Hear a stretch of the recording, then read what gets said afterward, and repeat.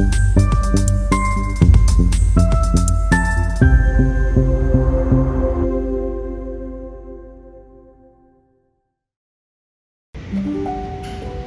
ಪ್ಯಾರಾಒಲಿಂಪಿಕ್ committee of India ಮತ್ತು ಈ ಸರಿ ಪ್ಯಾರಾಒಲಿಂಪಿಕ್ಸಲ್ಲಿ ನಾವು ಪ್ಯಾರಿಸಲ್ಲಿ ನಿಮಗೆಲ್ಲರಿಗೂ ಗೊತ್ತಿರುವಂಗೆ ಇಂಡಿಯನ್ ಟೀಮು ಚೆನ್ನಾಗಿ ಪರ್ಫಾರ್ಮೆನ್ಸ್ ಮಾಡಿದೆ. ಇಂಡಿಯನ್ ಟೀಮು ಚೆನ್ನಾಗಿ ಪರ್ಫಾರ್ಮೆನ್ಸ್ ಮಾಡೋದಕ್ಕೆ ನಮಗೆ ದೇಶದ ವಿವಿಧ ಎಡೆಗಳಿಂದ ನಮಗೆ ತುಂಬ ಅಪ್ರಿಷಿಯೇಷನು ಮಾಡಿದ್ದಾರೆ ಮತ್ತು ಶಬಾಷ್ಗಿರಿ ಮಾಡಿದ್ದಾರೆ. ನಮ್ಮ ಪ್ರೈಮ್ ಮಿನಿಸ್ಟರು, ಎಷ್ಟೋ ಜನ ಸೆಲೆಬ್ರಿಟಿಗಳು, ನನ್ನ ಪ್ಯಾರಾ ಅಥ್ಲೀಟ್ಸ್ ಸೆಲೆಬ್ರಿಟಿಗಳಾದರು ಅಂತೇಳಿ ನನಗೆ ತುಂಬ ಖುಷಿ ಇದೆ. ಮತ್ತು ಇದೇ ಸಂದರ್ಭದಲ್ಲಿ ಹೇಳೋಕ್ಕೇನು ಇಷ್ಟಪಡ್ತೀನಿ ಅಂದರೆ, ಈ Paralympic committee of India start ಆಗಿದ್ದೆ ಕರ್ನಾಟಕದಲ್ಲಿ. ಇದು 90s ಸ್ಟಾರ್ಟ್ ಆಯಿತು. ಕರ್ನಾಟಕದ ಮಹಾದೇವ್ ಅರ್ಜುನವಾಡಿ ಪ್ಯಾರಾಲಿಂಪಿಯನ್ ಅವರು ಮತ್ತು ಚಂದ್ರಶೇಖರ್ ಅವರು ಈ ಸಂಸ್ಥೆ ಕರ್ನಾಟಕದಲ್ಲಿ ಸ್ಟಾರ್ಟ್ ಮಾಡಿದ್ರು.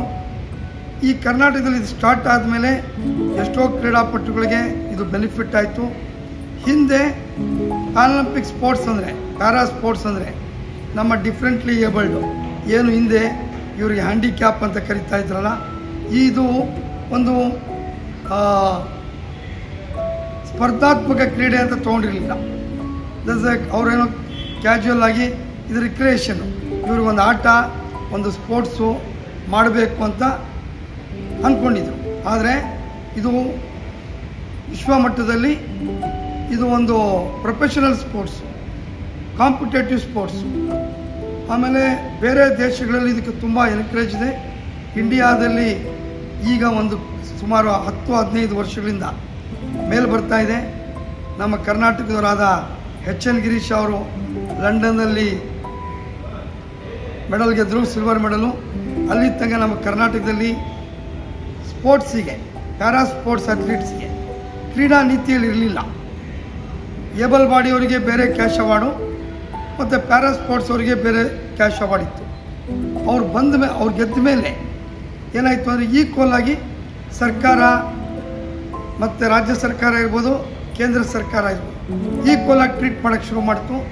ಗಿರೀಶ್ ಅವರಿಗೆ ಇವನು ಕ್ಯಾಶ್ ಅವಾರ್ಡ್ ತೊಗೊಳ್ಬೇಕಾದ್ರೆ ತುಂಬ ಕಷ್ಟಪಟ್ಟು ನಮ್ಮ ಮೀಡಿಯಾ ಮಿತ್ರಗಳು, ಈವನ್ನು ನಮ್ಮ ಪ್ಯಾರಾಲಿಂಪಿಕ್ ಕಮಿಟಿ ಆಫ್ ಇಂಡಿಯಾ ಇವರೆಲ್ಲ ಪ್ರಯತ್ನದಿಂದ ಗಿರೀಶ್ ಅವ್ರದ್ದು ಕ್ಯಾಶ್ ಅವಾರ್ಡ್ ಬರೋ ಥರ ಆಯಿತು.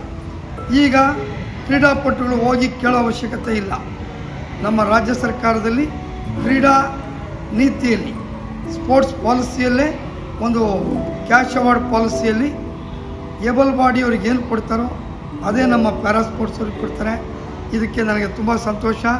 ಮತ್ತು ಜೊತೆಯಲ್ಲಿ ನಮ್ಮ ಕ್ರೀಡಾಪಟುಗಳಿಗೆ ಬೆಳೆಸಲಿಕ್ಕೆ ಮತ್ತು ಡಿಫ್ರೆಂಟ್ಲಿ ಏಬಲ್ಡ್ ಅವರಿಗೆ ಒಂದು ಮೇನ್ ಸ್ಟ್ರೀಮ್ಸ್ಗೆ ಒಂದು ಎಲ್ಲರ ಜೊತೆಯಲ್ಲಿ ಬದುಕಲಿಕ್ಕೆ ಒಂದು ಸಹಾಯ ಆಗುತ್ತೆ. ನಾನೊಂದು ಎಕ್ಸಾಂಪಲ್ ಕೊಡ್ತೀನಿ ನಿಮಗೆ. ನಮ್ಮ ಏನು ಪ್ಯಾರಾ ಒಲಿಂಪಿಕ್ಸಿಗೆ ಈಗ ಹೋಗಿದ್ರು, ಅವರು ಅದರಲ್ಲಿ ಸುಮಾರು 84 ಜನ ಕ್ರೀಡಾಪಟುಗಳಲ್ಲಿ ಸುಮಾರು 60 ಜನ ಕೋಟ್ಯಾಧಿಪತಿಗಳೇ ಇದ್ದರು. ಹೆಂಗಪ್ಪ ಇವರು ಕೋಟ್ಯಾಧಿಪತಿಗಳಾಗ್ಬಿಟ್ರು ಅಂತ ನೀವು ಕೇಳ್ಬೋದು. ಹೆಂಗಪ್ಪ ಅವರು ಆದರು ಅಂದರೆ, ಅವರಿಗೆ ಸರ್ಕಾರದಿಂದ ಅನೇಕ ಸವಲತ್ತುಗಳು ಸಿಕ್ಕಿದೆ ಮತ್ತು ಅವರಿಗೆ ಕ್ಯಾಶ್ ಅವಾರ್ಡ್ ಸಿಕ್ಕಿದೆ. ಆ ಕ್ಯಾಶ್ ಅವಾರ್ಡ್ ಸಿಕ್ಕಿದ್ದಕ್ಕೆ ಅವರು ಕೋಟ್ಯಾಧಿಪತಿಗಳಾದರು. ಹಿಂದೆ ಡಿಫ್ರೆಂಟ್ಲಿ ಏಬಲ್ಡು ಕ್ರೀಡಾಪಟುಗಳು ಬೇರೆಯವ್ರ ಮೇಲೆ ಅವಲಂಬಿತರಾಗಿದೆ. ಈಗೇನಾಗಿದೆ, ಅವರ ಫ್ಯಾಮಿಲಿಗಳು ಇವ್ರ ಮೇಲೆ ಅವಲಂಬಿತಗಳಾಗಿದೆ. ಯಾಕೆಂದರೆ ಎಷ್ಟೋ ಕ್ರೀಡಾಪಟುಗಳಿಗೆ ಎಷ್ಟೋ ಸರ್ಕಾರ, ರಾಜ್ಯ ಸರ್ಕಾರ, ಕರ್ನಾಟಕ ಸರ್ಕಾರ, ಈವನ್ನು ರಾಜಸ್ಥಾನ, ಹರಿಯಾಣ, ತಮಿಳುನಾಡು, ಆಂಧ್ರ ಪ್ರದೇಶ ಇವರಿಗೆಲ್ಲ ಒಂದು ಜಾಬ್ ಆಪರ್ಚುನಿಟಿ ಮಾಡಿಕೊಟ್ಟಿದೆ. ಅದು ಜಾಬ್ ಆಪರ್ಚುನಿಟಿಯಲ್ಲೂ ಪ್ಯಾರಾಲಿಂಪಿಕ್ಕಲ್ಲಿ ಗೆದ್ದಂಥ ಕ್ರೀಡಾಪಟುಗಳಿಗೆ ಕ್ಲಾಸ್ 1 ಜಾಬು ಡೈರೆಕ್ಟ್ ನೇರ ನೇಮಕಾಂತಿಯಲ್ಲಿ ತೊಗೊಳ್ತಾ ಇದೆ. ಇದು ತುಂಬ ಸಂತೋಷದ ವಿಷಯ. ಈವನ್ ಕ್ರೀಡಾಪಟುಗಳು ಸ್ಪರ್ಧೆಯಲ್ಲಿ ಭಾಗವಹಿಸಲಿಕ್ಕೆ ಒಲಿಂಪಿಕ್ ಪೋಡಿಯಂ ಅಂತ ಒಂದು ಸ್ಕೀಮ್ ಮಾಡಿದೆ ಕೇಂದ್ರ ಸರ್ಕಾರ. ರಾಜ್ಯ ಸರ್ಕಾರದಿಂದ ಅವರಿಗೆ ಒಂದು ಟ್ರೈನಿಂಗ್ ಮಾಡಲಿಕ್ಕೆ ಏನೊಂದು ಗ್ರಾಂಟ್ಸ್ ಬೇಕು, ಸಹಾಯಧನ ಬೇಕು, ನಮ್ಮ ಸರ್ಕಾರ ಕೊಡ್ತಾ ಇದೆ, ಕರ್ನಾಟಕ ಸರ್ಕಾರ. ಆಮೇಲೆ ನಮ್ಮ ಹಳ್ಳಿಗಳಲ್ಲಿ ಇದು ಇನ್ನೂ ರೀಚ್ ಔಟ್ ಆಗಿಲ್ಲ. ಇದು ನಮ್ಮ ಡಿಸ್ಟ್ರಿಕ್ಕಲ್ಲೂ ರೀಚ್ ಔಟ್ ಆಗಿಲ್ಲ. ರೀಚ್ ಔಟ್ ಆಗಲಿಕ್ಕೆ ನಾನು ಇದೇ ಸಂದರ್ಭದಲ್ಲಿ ಹೇಳ್ತೀನಿ, ನಮ್ಮ ಕರ್ನಾಟಕದ ಸರ್ಕಾರದ ಇದಕ್ಕೆ ಹೆಲ್ಪ್ ಬೇಕು. ಸರ್ಕಾರದ ಸಹಕಾರ ಇಲ್ಲದೆ ಯಾವುದೇ ನಾವು ದೊಡ್ಡ ಮಟ್ಟದಲ್ಲಿ ತೊಗೊಂಡೋಗ್ಲಿಕ್ಕಾಗಲ್ಲ. ಸರ್ಕಾರ ನಮಗೆ ಎನ್ಕರೇಜ್ ಮಾಡುತ್ತೆ ಅಂತ ಅಂದ್ಕೊತೀನಿ. ಕ್ರೀಡಾ ಸಂಸ್ಥೆಗಳಲ್ಲಿ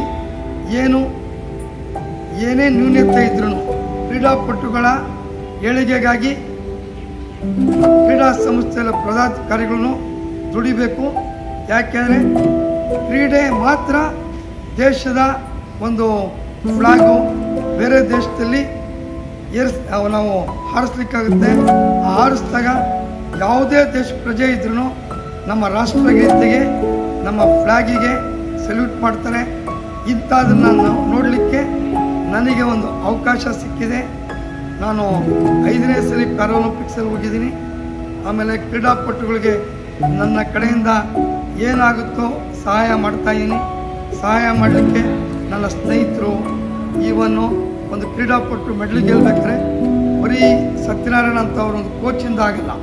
ಇದಕ್ಕೆ ಕೋಚು ಬೇಕು, ಮೀಡಿಯಾದವ್ರ ಸಪೋರ್ಟ್ ಬೇಕು, school teacher, physical education teacher support ಬೇಕು, ಆಮೇಲೆ ಕಾರ್ಪೊರೇಟ್ ಸಪೋರ್ಟ್ ಬೇಕು, ಗೌರ್ಮೆಂಟ್ ಸಪೋರ್ಟ್ ಬೇಕು, ಗ್ರೌಂಡ್ಸ್ ಮೆನ್ ಸಪೋರ್ಟ್ ಬೇಕು.